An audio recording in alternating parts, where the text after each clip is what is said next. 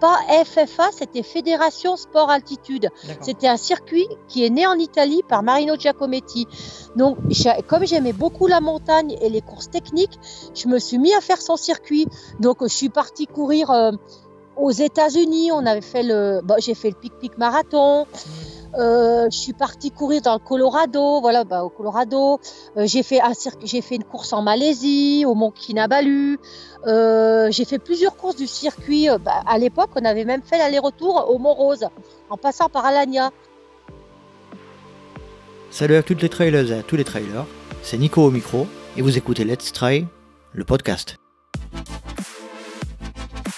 Pour ce projet consacré 100% à la pratique et à la communauté du trail running, j'ai décidé de partir à la rencontre des différentes personnalités qui constituent ce milieu. Trailers inconnus, organisateurs de courses, athlètes de très haut niveau ou encore figures médiatiques, je souhaite vous faire bénéficier de leur expérience à travers un entretien au format long qui me permettra de vous faire découvrir plusieurs aspects de mes invités et ainsi connaître leurs histoires, leurs peurs, leurs motivations et leurs petits secrets. Pour constituer une réelle communauté autour de ce projet, chers auditeurs, je vous demande de participer à votre manière en notant avec 5 étoiles et en mettant un petit commentaire sur Apple Podcast ou en vous inscrivant à la newsletter mensuelle. Et passons maintenant à la présentation de l'invité du jour. Dans cet épisode, je reçois une des athlètes pionnières du monde du trail qui est également une athlète de très haut niveau en ski alpinisme. Mais puisque le LTP est un podcast sur le trail, nous allons parler trail. Et alors là, non seulement c'est une des pionnières, mais elle a tout simplement un palmarès long comme le bras sur les courses les plus mythiques de la discipline. Quadruple vainqueur de la Diagonale des Fous en 97, 98, 2000, 2001, elle a gagné au scratch la première édition de la CCC en 2006, 14 victoires sur la 6000D de 92 à 2009, ou encore victoire sur la toute première édition des Templiers en 95. Nous allons évoquer avec elle son amour pour la montagne, la vision de notre sport et de son évolution, ainsi que bien d'autres sujets. Mais avant de commencer, je tenais à remercier Fred Bousseau qui a permis que cet entretien soit possible. Je ne veux pas vous faire patienter plus longtemps et je laisse place à ma conversation avec Corinne Favre. Eh bien aujourd'hui je suis avec Corinne Favre. Corinne, bonjour, je te remercie de nous rejoindre sur le podcast Let's Try. Bonjour à tous, ça me fait plaisir d'être parmi vous. Nous aussi, on t'accueille avec joie. Tout d'abord Corinne, est-ce que tu peux nous situer un peu ta localisation? Là, nous sommes en plein confinement lié au coronavirus. Est-ce que tu peux nous parler un peu de la manière dont tu gères la situation actuellement? Alors moi, je suis native de la vallée de la Maurienne en fait.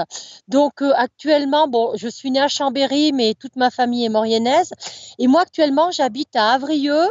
C'est un petit village qui est à côté de Modane. Donc j'habite à 1100 mètres, donc je suis un peu en altitude, je suis dans les prés, j'ai la montagne à côté. Bon voilà, le confinement c'est pour tout le monde. Donc au début ça a été dur parce que il faut se réadapter à une nouvelle vie, on n'a plus tellement de contact social, on est un peu perdu.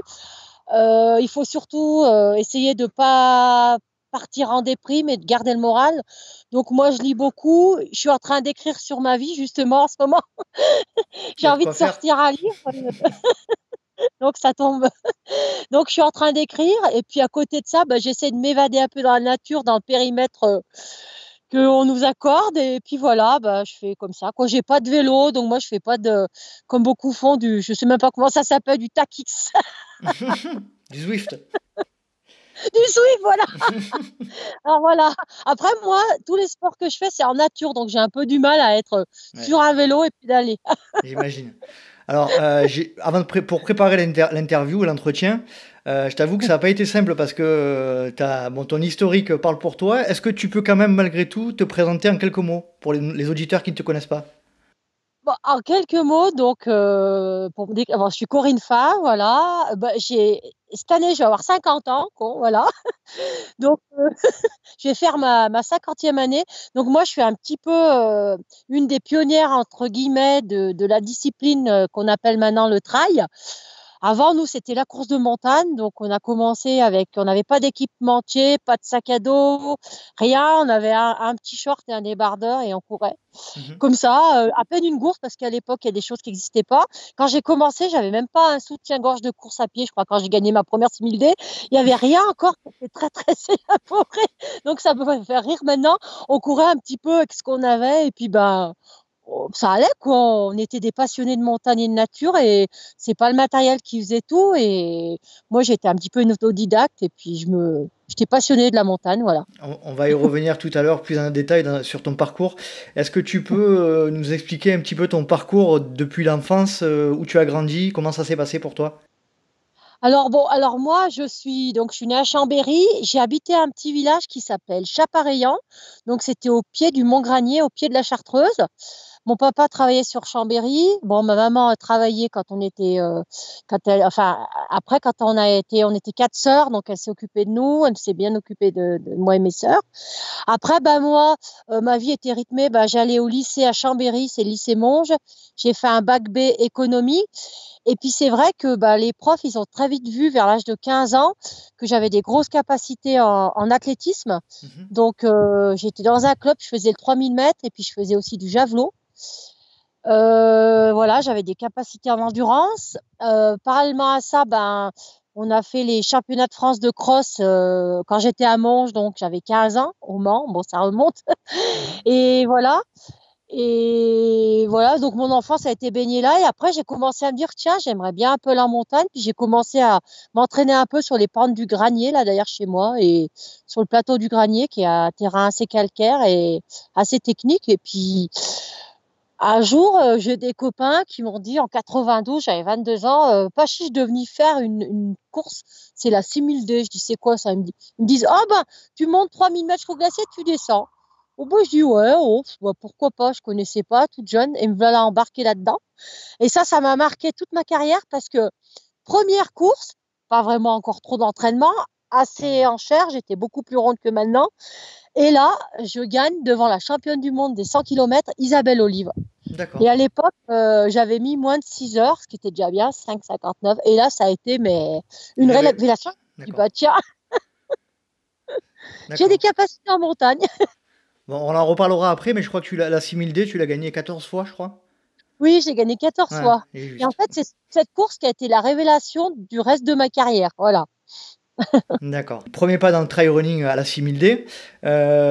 Ensuite, qu'est-ce qui s'est passé pour toi après cette 6000D?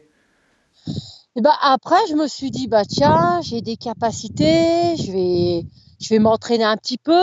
Mais alors, m'entraîner un petit peu, il faut savoir que moi, je supportais pas d'avoir un entraîneur. Je faisais tout au feeling et je fonctionnais vachement aux sensations. Et puis à l'époque, nous, que ça n'existait pas comme maintenant, les entraîneurs perso et tout ça. Mhm. Donc ça n'existait pas sur les sites et tout. Du coup, on se faisait tous nos petits entraînements, on faisait comme on pensait que c'était. Donc c'était vraiment différent. On n'avait personne qui nous prenait en main. Les Donc du coup, entraîneurs, c'était dans les clubs d'athlètes, quoi. voilà, dans les clubs d'athlètes. Et moi, j'habitais quand même dans des endroits où il n'y avait pas vraiment de club d'athlètes à proximité. Mes parents n'étaient pas de l'athlétisme. J'étais la seule de mes sœurs à faire du sport. Donc c'était plus compliqué pour moi. D'accord. Donc voilà. Et bah après, bah, suite à ça, bah, je me suis motivée. Je me suis dit, ah bah tiens, je vais courir, je vais faire des courses. Et puis après, j'ai été repérée par des sponsors. Voilà. D'accord. J'ai eu Nike et puis voilà. D'accord. Donc ça, c'était en 92, tu avais 22 ans, si je me trompe Voilà, pas? j'avais 22, c'est ma première grande course et première victoire. Voilà. D'accord. Et ensuite, donc ça a été la 6000D, ça a été le déclic. Et ensuite, Voilà. c'est quoi la 6000D? Tu peux expliquer pour ceux qui la connaissent pas, le Alors dénivelé, là, la distance? voilà, c'est une course donc qui part de la base de loisirs de Mâcon-la-Plagne. Donc on part du lac. Et à l'époque, c'était ce format-là. Maintenant, ça a changé. Et on monte jusqu'au glacier de Belle-Côte, à peu près 3500 mètres d'altitude. Voilà. Et on fait l'aller-retour. Voilà. C'est très technique en haut. Surtout, il y a des pierres, il y a de la neige. Donc, il faut avoir le pied montagnard dans les cailloux et tout ça. C'est une course qui est quand même bien typée montagne. Voilà. D'accord. Et on faisait l'aller-retour. D'accord. Et Donc, c'était ensuite, 55 bornes. Voilà. 55 kilomètres et combien de dénivelé? 55 kilomètres. 3000 D plus, 3000 D Ouais, moins. forcément. D'accord. Voilà. Euh, et ensuite, après la première 6000D, ça a été quoi ton objectif suivant? Et ben après, moi, je me suis un petit peu mis à faire les courses comme ça, un petit peu comme je le sentais à l'époque. Enfin, je veux dire à l'époque, faut pas que je fasse ça. On a eu tout un circuit qui s'appelait le skyrunning. Donc, c'était les courses, c'était pas FFA, c'était Fédération Sport Altitude. C'était un circuit qui est né en Italie par Marino Giacometti. Donc, comme j'aimais beaucoup la montagne et les courses techniques, je me suis mis à faire son circuit. Donc, je suis partie courir aux États-Unis. J'ai fait le Pic-Pic marathon. Je suis partie courir dans le Colorado, voilà, au Colorado. J'ai fait une course en Malaisie, au Mont Kinabalu. J'ai fait plusieurs courses du circuit. À l'époque, on avait même fait l'aller-retour au Mont Rose, en passant par Alagna. Donc, je m'en rappelle, j'avais 24 ans à peu près. C'était très. Aujourd'hui, Marino me disait que je serais allée en prison parce qu'on était en crevasse, on était en basket dans les crevasses, on avait à peine un baudrier. Mais ce qu'il y a, c'est qu'avant, les courses de montagne, c'était des montagnards, c'était des guides, des moniteurs de ski, c'était un petit groupe. Alors que maintenant, ça s'est ouvert à beaucoup de gens et c'est vrai que ça a changé. Il y a des règles, il y a des normes. Du coup, je pense que maintenant, on ne peut plus faire comme on faisait il y a 30 ans en arrière, quoi, à peu près. Ouais, c'est clair. Voilà. Et d'ailleurs, à ce sujet-là, est-ce que tu peux nous dresser un petit peu le tableau de la population et de cette communauté trail là, au tout début, dans le début des années 90? Donc, tu nous en as un petit peu parlé, mais est-ce que tu peux rentrer un peu plus dans le détail? C'était quoi? Vous vous croisiez tout le temps sur les courses, etc., j'imagine? Eh oui, à l'époque, on n'était pas nombreux. Donc, il y avait Alexia Zuberer qui maintenant, elle a fait beaucoup d'altitude, de haute montagne. On était vraiment un petit groupe et c'était beaucoup des guides, des passionnés. C'était beaucoup plus confidentiel. En plus, le fait est que c'est qu'il n'y avait encore pas tous les sponsors, tous les vêtements techniques qu'on avait. Du coup, on se donnait un peu des conseils. Ah, toi, tu mets ça. Ah, mais non, faut pas prendre un t-shirt coton. Faut plus du technique. Ah, mais c'était un peu les débuts. Donc, chacun faisait un petit peu comme il pouvait. Donc, c'est vrai que moi, c'est ce qui m'a plu, c'est cette authenticité. J'aime bien être à l'origine des débuts des choses parce que je trouve que c'est toujours gratifiant, valorisant. Et puis, j'ai vu vraiment toute l'évolution avec aujourd'hui, en fait. Alors, ça a beaucoup changé. On en reparlera tout à l'heure, mais d'après ce que tu dis, la population, c'était des montagnards exclusivement, c'était des guides, etc. Donc c'était vraiment des gens qui savaient, qui connaissaient le milieu. C'était plus des gens de la montagne et qui se lançaient, alors que maintenant, il y aurait plus de gens qui se lanceraient comme ça sans savoir vraiment trop à quoi ils s'attendent. Nous, c'était différent, puis on n'était pas nombreux. Donc voilà. D'accord. Donc ensuite la 6000D, ensuite quelques courses. Donc j'imagine que le circuit dont tu parlais, c'est un peu l'équivalent de l'Ultra Trail World Tour aujourd'hui. C'est un peu la même chose en fait. Voilà, c'est à peu près la même chose. Nous, c'était plutôt des distances qui étaient quand même pas jusqu'à 42, mais c'était quand même des courses assez techniques avec beaucoup d'altitude, beaucoup de technicité dans le terrain. Enfin, ça s'adressait aussi un petit peu à des élites, quoi. Ouais, c'est un peu l'équivalent du championnat de skyrunning qu'il y a actuellement là. Voilà, c'est ça.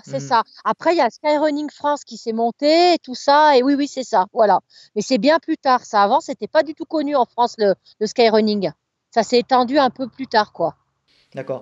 Et donc, j'imagine que pour toi, il y a une différence entre ces fameuses courses de skyrunning qui sont un peu plus courtes et beaucoup plus techniques, et des courses comme tu as enchaîné derrière, comme certaines courses de l'UTMB ou même la 6000D. Oui. Ah bien sûr, ça n'a rien à voir. Après, l'UTMB, c'est une grande course magnifique parce que c'est au pied du Mont Blanc. Les sentiers sont plutôt roulants. C'est beaucoup plus pour des coureurs type, ça. Ce qui est moins le cas dans du skyrunning. Skyrunning, il faut avoir avant tout, faut être montagnard, faut être robuste sur ses jambes, faut être technique pour poser ses pieds. Ça n'a rien à voir. Et moi, j'avais plus le style alpin qui s'adoptait au skyrunning que ce style de l'UTMB où c'est un peu roulant, faut être beaucoup plus un vrai coureur, quoi. Moi, j'avais aussi l'étiquette du ski alpinisme. J'ai fait les deux, donc voilà. Est-ce que tu peux nous parler d'ailleurs du ski alpinisme? Oui, et alors moi c'est pareil, le ski alpinisme, je suis rentrée en équipe de France dans les années 2000, j'avais 30 ans, mais c'est pareil, le ski alpinisme, j'en fais depuis, j'ai commencé, j'avais 24 ans, c'est pareil, ça fait plus de 20 ans que je fais du ski alpinisme. J'ai fait 10 ans d'équipe de France, donc là c'est pareil, à l'époque, on a eu la chance d'être sélectionnés pour aller faire les Coupes du Monde et tout ça, donc c'était quand même, on n'était pas nombreux au niveau des nations, c'était des courses qui étaient quand même assez fermées, quoi.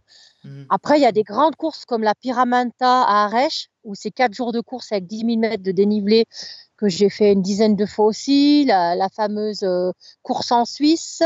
Il y a eu des grosses, enfin, il y avait la Damello, il y a des grosses courses en Italie, en Suisse aussi, que j'ai fait plusieurs fois.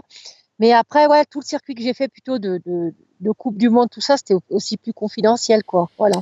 Et quelle différence tu as pu noter? Parce que j'imagine que tu faisais ces deux activités en parallèle. Donc l'été, Oui, tu faisais le trail et l'hiver, tu faisais le ski alpinisme. oui. Il n'y avait pas il y avait pas de trail blanc à l'époque, j'imagine, au début? Si, si, Si, il y en si, avait? justement. J'ai pu faire passer. Il y a eu un temps où je suis rentrée dans l'équipe, le TSL à Annecy, et on avait des petites raquettes et j'ai fait quelques courses de raquettes. Et c'était bien sympa d'ailleurs, ça aussi, le trail blanc, je trouve. Hmm. J'avais fait la course de Patrick Michel aussi à Serre-Chevalier, et je trouve que sur la neige, c'est assez physique, C'est mais clair. bon, au niveau des articulations, t'amortis beaucoup plus, t'as moins de choc, et je trouvais que c'était un bon entraînement l'hiver de pouvoir faire quelques trails blancs. Mais c'est vrai que je pouvais pas en faire beaucoup parce que comme j'avais le ski alpiniste, enfin, quand tu travailles à côté, je m'entraînais soit le matin, soit le soir. Du coup, après, il a fallu que je fasse un choix, et puis voilà. Hmm.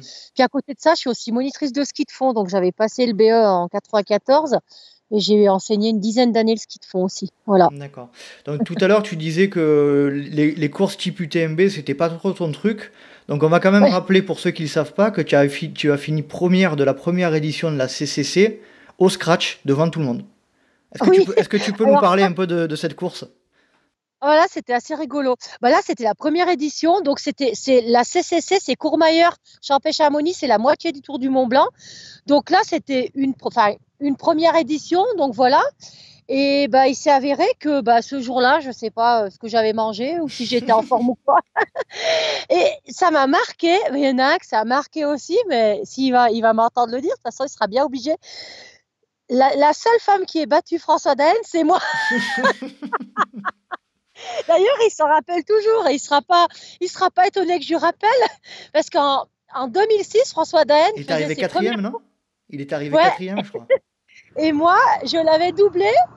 Et je dis, mais qui c'est ce jeune? C'est le dernier que j'avais rattrapé. Et c'était François Daen. Et d'ailleurs, il s'en souvient toujours comme j'avais rattrapé avant la fin de course. Et il me dit, t'es quand même la seule femme qui m'a battu. Il dit, ouais, qu'est-ce que tu crois? Ça, c'était en 2006. Donc 2006, voilà. la première édition de la CCC, elle était à 80 et quelques à l'époque, et là, elle est passée à 100, Voilà. je crois. Voilà, beaucoup moins longue, pareil. Maintenant, on fait toujours plus long, toujours plus dur. Alors, je sais pas. Ouais, c'est sûr. Moi, j'aimais quand même assez bien les formats entre 50, allez, 60 bornes. J'ai jamais non plus été une coureuse de long, long, long, long, long. Moi, j'avais assez de vitesse et puis j'aimais bien les courses de 5, 6 heures, quoi. Voilà. Je voulais pas faire des courses de 10, 11, 12. Après, j'ai aussi fait 3 fois le Grand Raid de la Réunion, mais J'allais t'en parler. voilà, j'ai anticipé. Voilà, justement, est-ce que tu peux nous parler un peu de ta relation avec la diagonale, la première fois où tu y es allé, pour quelles raisons et comment s'est passé la première fois là-bas? Alors, faut savoir que quand on gagnait la 6000D à l'époque, eh ben, on était invité à la Réunion. D'accord. Donc, la première fois que je suis allée à la Réunion, c'était en 97. Il y a eu une passe montagne en 98 où j'ai fait mon meilleur temps. C'était jumelé avec la 6000D. Donc, ils invitaient les organisateurs. Donc, j'étais partie avec les organisateurs de la 6000D et moi. Et puis, j'avais fait la Réunion. Alors, la Réunion, moi, il me faisait rire là-bas. Il m'appelait la gazelle blanche de Savoie. Bon, voilà, j'avais le nom de la gazelle blanche. Grand gabarit et tout ça. Et tu connaissais pas Et du tout ce terrain-là? non, je connaissais pas, mais j'ai trouvé, mais c'était difficile. Hmm. J'ai dit, bah dis donc, c'était hyper technique.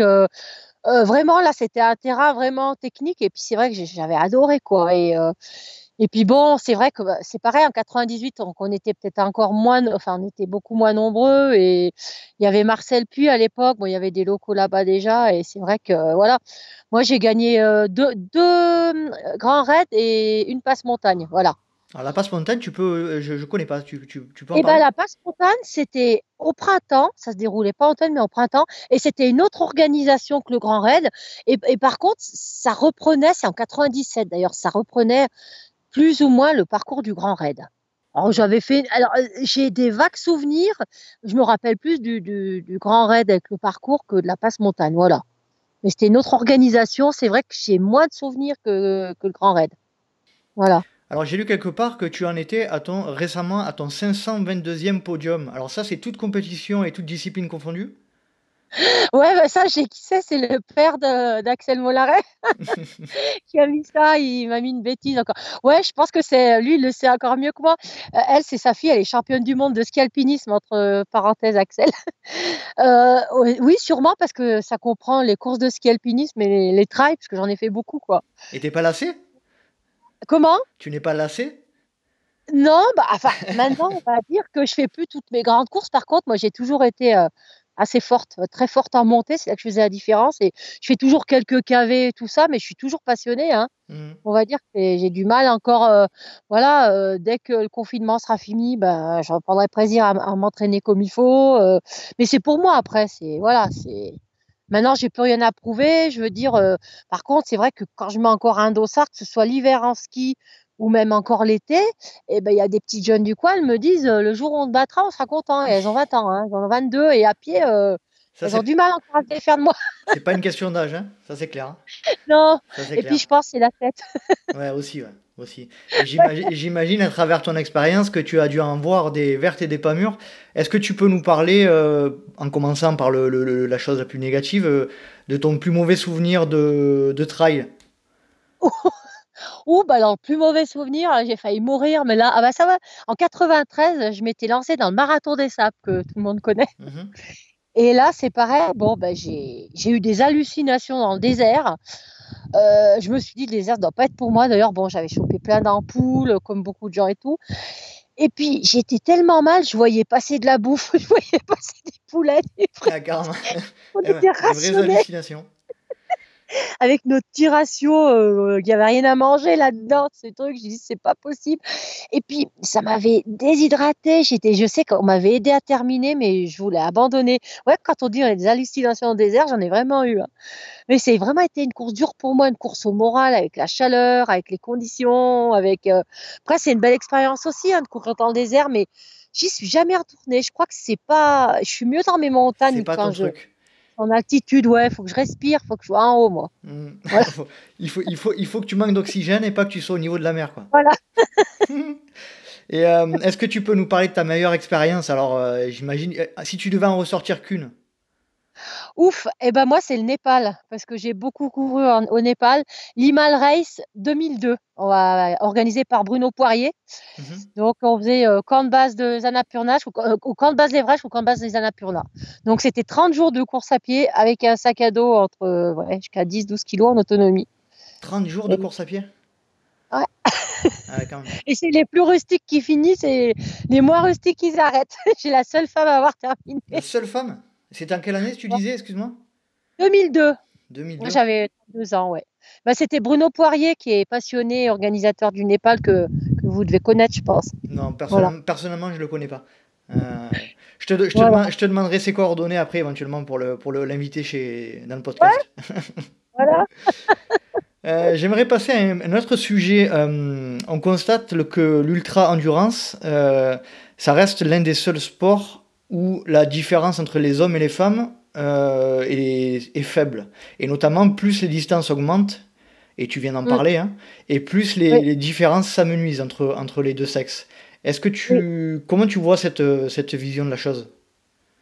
Eh ben, moi, je suis quand même d'accord que bah, la jante masculine, on va dire comme ça, elle a peut-être plus tendance à partir vite et à beaucoup moins réguler que la femme. La femme, elle va partir doucement à son rythme et après, elle va toujours être à peu près au même rythme. Mais c'est Mhm. vrai que j'ai souvent vu, moi, j'ai gagné des courses au scratch sur les hommes parce que ils avaient tendance après à pas arriver à gérer leur course. C'est vrai que je sais pas si c'est féminin d'arriver mieux à gérer sa course et que l'homme, il est beaucoup plus impulsif et il part plus vite et je sais pas, ça c'est vrai que ça s'est souvent révélé quoi que les femmes il y a déjà eu des femmes aux États-Unis qui ont gagné des courses au scratch aussi, j'avais vu une fois un Mais reportage. j'ai pensé à Courtney Dollwater, là, qui a gagné une course de Oui, voilà, 250 km, je crois. ouais, voilà, c'est ça et je pense que les femmes ouais, elles ont quand même au niveau de la tête, je pense que ça doit peut-être plus tenir, je sais pas.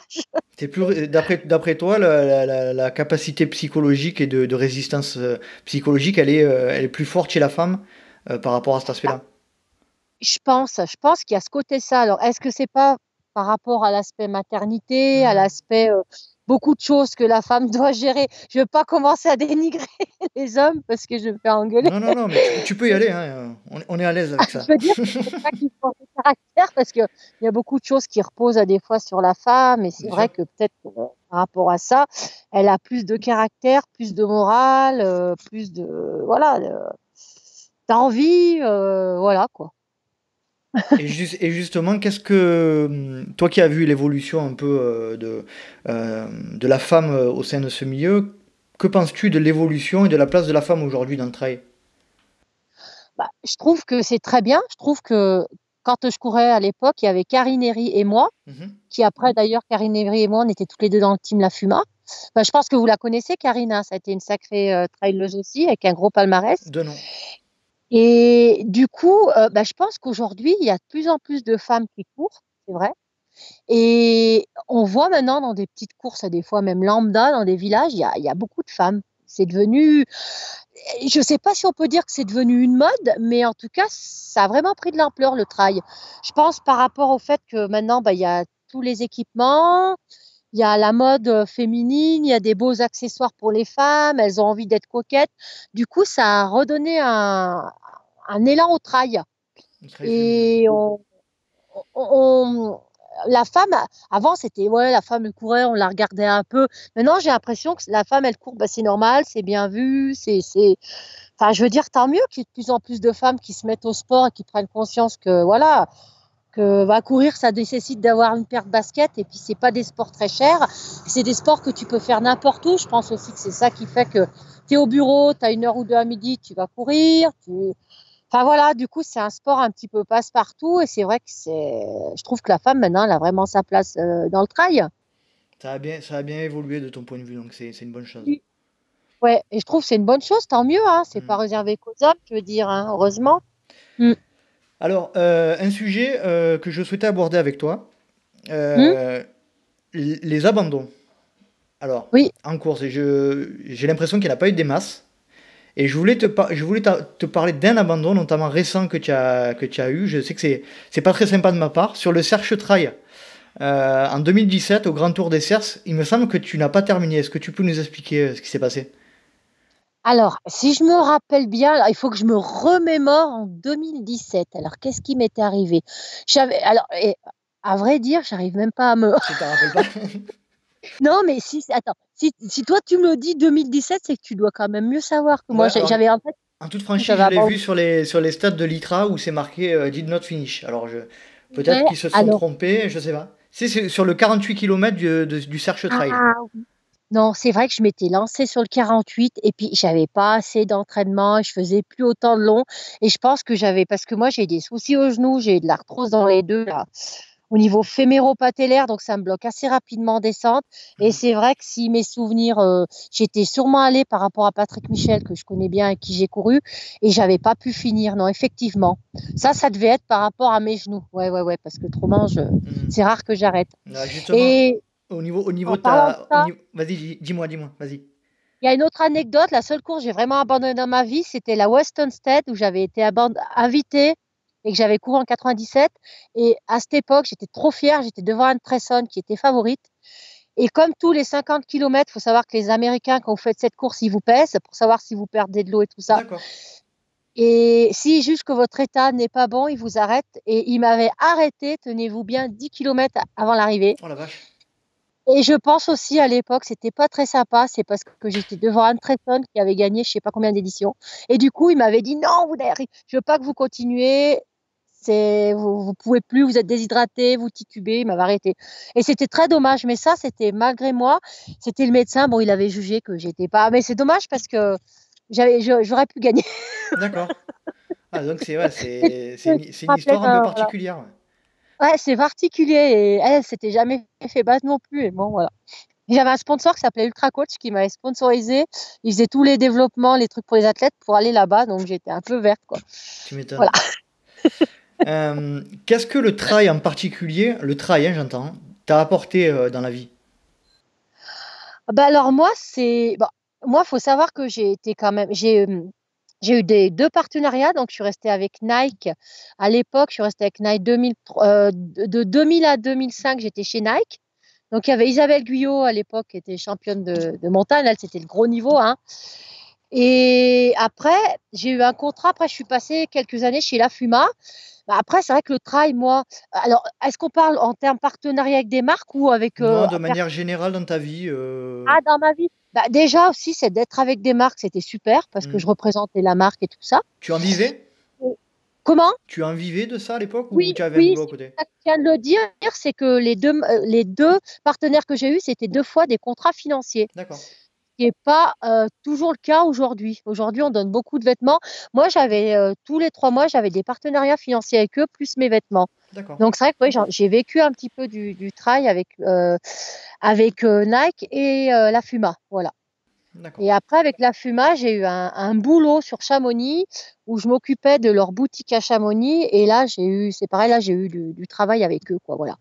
Du coup, les marques, en même temps, elles m'ont fait confiance, elles m'ont beaucoup suivi et je les remercie aujourd'hui. Voilà. D'accord. Pour en revenir un petit peu à l'ancienne génération, qu'est-ce que tu regrettes le plus de l'ancienne génération par rapport à aujourd'hui? Bah, à défaut, on dirait que, enfin, aujourd'hui, c'est tellement devenu professionnel, entre guillemets, que des fois, les gens, tu as l'impression qu'ils oublient de sourire ou de se marrer dès le départ. Ils sont déjà limite en train d'allumer la montre, là. Regarde pas. Alors que moi, j'avais pas de montre ni rien. Je faisais au feeling. Je disais, bon, je cours, on verra bien ce que je fais. Mm. Et on était plus comme ça à l'époque. Et ils te disaient à peine bonjour. Des fois, ils sont là, ils mettent leur chrono. En course, par exemple, nous, on voyait quelqu'un commencer à être mal. Moi, je discutais. Je dis, ah, tu veux un gel? Bah, tiens, je te passe ça. Tu me donnes ça, tu vois. Aujourd'hui, on a perdu un petit peu de cette entraide. J'ai l'impression que c'est beaucoup plus professionnel, beaucoup plus. Beaucoup plus sérieux? Oui, beaucoup plus sérieux. Et je veux dire, tu peux être sérieux en courant sans te prendre en sérieux. Moi, à chaque fois qu'on m'interrogeait au départ des courses, bon, Corinne, vous voulez faire quoi aujourd'hui? Bah, je dis, oh, bah, j'en sais rien, je parie, on verra bien. Moi, je savais pas si j'allais gagner, si j'allais perdre, si j'allais. Mais en tout cas, j'étais pas coincée. J'étais quelqu'un de nature. Je Mm. disais, je pars, on verra bien ce que je fais. Mais aujourd'hui, tu as l'impression que les gens, des fois, ils vont dire un mot au départ, tu as l'impression qu'ils vont perdre de l'énergie. J'ai envie de leur dire, mais souriez, détendez-vous, ça va bien se passer, quoi. Comme disait un copain à moi, Steph Husson, qui est décédé en montagne, Mm. détendez-vous, ça va bien se passer. C'est clair, Je c'est suis clair. désolée de dire ça, hein. Non, non, mais Je le dis. c'est entendable. Après, c'est vrai que la pression étant donné que le sport s'est démocratisé et que la pression peut-être Voilà, économique est plus importante, c'est vrai que parfois voilà. c'est plus dur à gérer pour les athlètes, je sais pas, peut-être. Et après, ils ont peut-être tous aussi, ils sont suivis avec des marques, donc ils ont beaucoup plus de pression.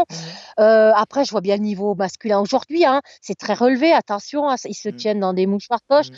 Nous, il y avait Karine, il y avait moi, et puis il y avait, voilà, c'était beaucoup plus ouvert avant, donc peut-être qu'on devait moins se prendre la tête qu'aujourd'hui. Mhm. Voilà. Et tant mieux que ça évolue, hein, moi, je suis pour l'évolution aussi, hein. Et Donc, justement, voilà. de ton point de vue, qu'est-ce qui a évolué dans le bon sens? Bah, déjà, moi je dis bah, les marques, c'est bien, c'est bien. On a des vêtements adaptés, des vêtements techniques, on a des sacs à dos qui vont bien, on a des chaussures qui vont bien, parce que moi j'ai commencé à courir avec des Nike Air à bulles, donc la bulle se perçait une fois sur deux, ça me faisait des tendinites. D'accord. On n'avait pas toutes les chaussures qu'on avait. Ah non, non, c'était même, elles étaient lourdes. Maintenant, je trouve que voilà, on fait du léger, on fait du performant. On monte des teams, on prend les athlètes en main tout de suite dès le début. Alors je dis, mais à des fois, qu'est-ce qui leur manque? Alors je dis Mhm. peut-être qu'il leur manque juste un peu de morale, hein. Nous, on avait des morales de guerriers parce qu'on y allait ventre à terre, hein. Je dis à des Mhm. fois. Maintenant, peut-être qu'ils ont trop, du coup, ils sont comme ça. Je sais pas, ils ont tout. Donc allez-y, moi je dis, foncez. Voilà. Mais foncez pas n'importe comment, voilà. D'accord. Euh, pour toi, la montagne, c'est quoi? Ah, pour moi, la montagne, c'est avant tout un univers. C'est un endroit où on se ressource. C'est un endroit où on est bien, où on est apaisé, où on écoute la nature, les oiseaux. Un endroit où on respire et où on est en haut. Pour moi, quand je suis en haut, je voudrais jamais redescendre dans le monde des hommes. Parce que je trouve qu'en haut, la vie est bien plus belle et en bas, elle est cruelle. Et toi, de ton côté, tu fais beaucoup d'alpinisme à proprement parler? Tu vas haut ou pas? Eh ben, à l'époque, moi, j'ai eu un gros accident en 2008 sur le Puy-Maury. J'ai pris part à 2 expéditions. Donc en 2003, j'étais avec une expé suisse au Shoyu. Donc là, c'est pareil, j'ai été malade, j'ai pas pu faire le sommet. On était parti pour faire le sommet, mais sans oxygène. Moi, j'ai dû redescendre à 7006. Et en 2008, on était sur une expédition au Pumori. Et là, je sais pas si vous avez su, j'ai eu un accident. J'ai reçu un énorme bloc en descendant sur la corde fixe. On n'avait pas fait le sommet. J'ai reçu un énorme bloc de glace sur moi. J'ai lu ça, c'était Donc donc sur j'ai la eu partie, c'était en Himalaya, côté Népal. voilà, côté Népal, au Pumori, en redescendant Mm. sur la corde fixe qu'on avait fixée, il y a un énorme bloc qui s'est détaché de la montagne et qui m'a happé là de plein fouet. Donc moi, j'ai eu pneumothorax, j'ai eu côte cassée, j'ai eu œdème facial, j'ai eu plexus brachial, j'ai ma main droite j'ai les nerfs qui ont été tout touchés. Donc à des fois, les trucs très très Mm. précis, j'ai du mal à les faire. Ça fait une dizaine d'années. J'ai été opérée à Katmandou par un professeur indien dans un hôpital pour Européens. Ouais, je reviens parce que j'aurais pu passer. J'ai pris un énorme bloc de glace, la taille d'un fauteuil, et voilà. J'ai Et lu après, ça, c'est ouais. le Népalais, ouais, qui m'a redescendu dans son panier à porteur jusqu'au camp de base. Et là, j'ai été pris en main parce que là-bas, l'hélicoptère vole pas tous les jours. Et là, il a pu voler et puis ils m'ont administré les soins. Voilà. D'accord. Mm. On va profiter de cette expérience dramatique, mais qui heureusement s'est bien terminée, pour parler un peu de sécurité en montagne. Qu'est-ce que tu Qu'as-tu retiré de cette expérience? Qu'est-ce que tu aimerais faire passer comme message par rapport au trail et à la montagne? Bah, je veux dire, faut quand même faire attention parce que maintenant, je vois que de plus en plus de records aussi se font en partant de Chamonix avec les baskets. Hélas, on voit quand même des gens qui sont très très bons physiquement, qui grimpent très vite, mais c'est pas des montagnards. Mhm. Et je pense qu'il faut pas négliger l'équipement, les conditions météo. Il faut quand même bien tout prévoir à l'avance, voir ce que pensent les guides. Il y a de plus en plus de trailers qui veulent un petit peu imiter Kylian, que je connais sa maman. Et là, s'il n'y a pas 3 Kylian sur Terre, sûrement. Enfin, je veux dire, attention, la montagne, ça reste la haute montagne, c'est le monde de l'altitude, donc il y a des crevasses, il y a des dangers objectifs, et il n'y a pas tout le monde qui est capable de faire ça. Donc, je veux dire, faut pas mélanger les deux. Tu vas en haute montagne, bah, tu prends l'équipement qu'il faut, hein, piolet, crampons, baudrier, et tu t'équipes Mhm. pour la haute montagne, hein. Et pour ceux qui savent pas, mais Les forts, Kylian Kylian, enfin je le connais pas personnellement, mais c'est un vrai montagnard. oui, oui, oui. Il, Moi, je co- le connais. il connaît excessivement Ouais. bien la montagne. Voilà, moi j'ai habité un petit peu côté espagnol là-bas et son papa avait un gîte. Mhm. Sa maman, elle est prof. Je connais bien ses parents et c'est vrai que lui, depuis petit, la montagne, c'est quelqu'un, il n'y en aura pas deux comme lui, des Kylian. Je suis désolée de dire ça, mais Mhm. il est extraordinaire. Voilà. On est Mm. d'accord. Et par rapport à la sécurité en trail, mais comment dire, j'aimerais avoir ton point de vue sur le matériel obligatoire, notamment lors de l'UTMB et tout. Quel est ton point de vue à ce sujet? Bah, moi, je trouve que c'est bien, de toute façon, hein, couverture de survie, les KOL longs, tout ça. Moi, je trouve que c'est pas en trop. Je pense que c'est nécessaire, que déjà, ça a déjà sauvé des gens d'avoir une couverture de survie, ça a déjà sauvé beaucoup de gens. Après, c'est vrai que je comprends aussi, des fois, la réaction de certains athlètes, il fait très beau, bon, t'as pas envie de prendre le kawaii dans le sac, tout ça.